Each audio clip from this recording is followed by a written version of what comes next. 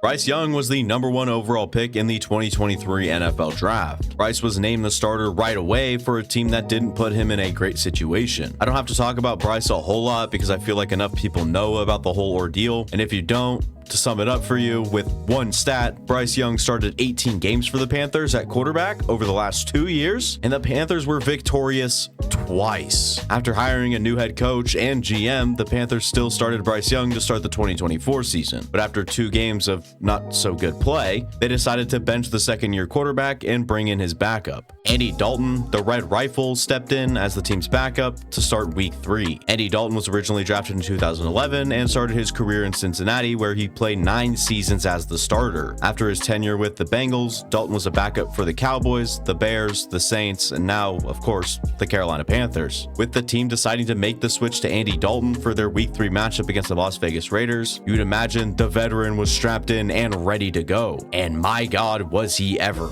With Andy Dalton under center, the Panthers won their first game this season with an impressive 36 points on offense. So that begs the question, how does a team go from being so bad with one quarterback to winning and looking like a completely new offense with a backup quarterback? Here are some interesting numbers from the Panthers week 3 performance with Andy Dalton starting. You could skip ahead if you don't care, but Andy Dalton was the first quarterback to throw for 300+ yards and 3 or more touchdowns in 2024. Andy Dalton also had the quickest time to throw in week 3 according to Next Gen Stats, and in weeks 1 and 2 the Panthers averaged only 74 rushing yards a game. But in week 3 Carolina amassed 131 yards, which was the 9th most in the NFL. I mentioned the Carolina's major improvement with the run game in their week 3 performance. When you run the ball well, that can really stress a defense, allowing you to run play action plays. It can bring a defender down closer to the line. It can help put more caps in the box instead of playing over top and playing the pass. For example, watch when Andy Dalton lowers the ball to give the fake handoff here. Robert Spillane creeps down and bites to his left, assuming it's a run play. Spillane is then taken out of the middle,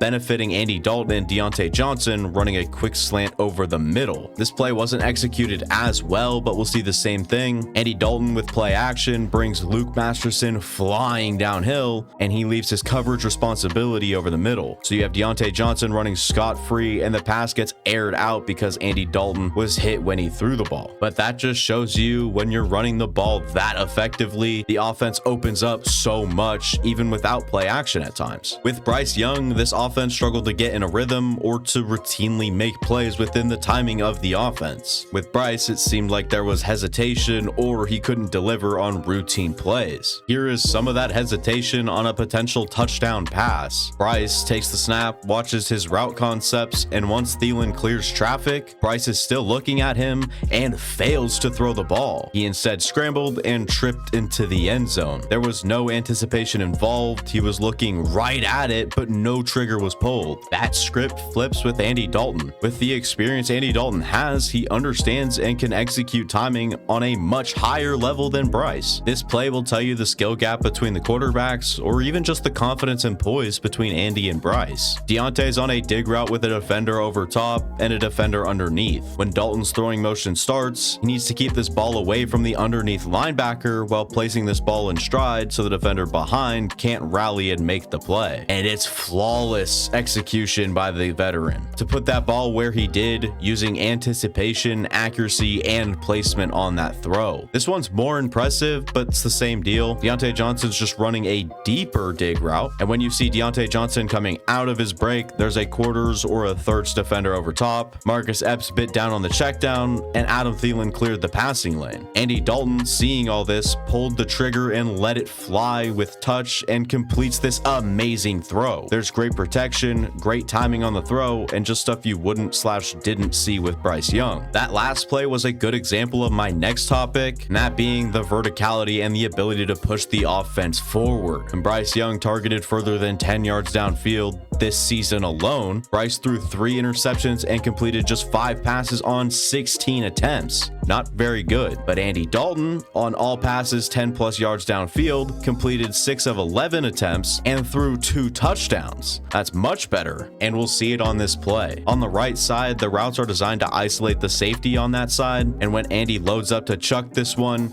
he needs to throw it far enough over top to avoid the safety, but not enough to miss his receiver. The ball's released, and this ball sails right into the breadbasket for Adam Thielen, who made a good play, but got injured. The safety was caught flat-footed, and Andy threw it up for his guy, executing the big play over top for a touchdown. On this next one, really early in the game, the 2 outside receivers keep the safety wide and leaves the tight end on the seam with a linebacker playing underneath. Right as Tommy Tremble clears Robert Spillane, the ball's out and placed up the seam, completing another splash play. There were still some mistakes, and I don't think we can expect 36 points a game from this offense going forward, but I still like the veteran presence that Andy Dalton has, and it looks like the offense can be more competent with Dalton back there. It also looks like Carolina's back to the drawing board again. Let me know what you think of the decisions they've made and the situation that Carolina's in right now. I don't know how all of this resolves, but I do know one thing: I feel bad for Panthers fans. Anyways, that'll be it for me. Thank you guys for watching. If you guys enjoyed, go ahead and leave a like, go down, subscribe, go watch the fast content on the channel. It would mean a lot, and I'll see you guys next time. Deuces.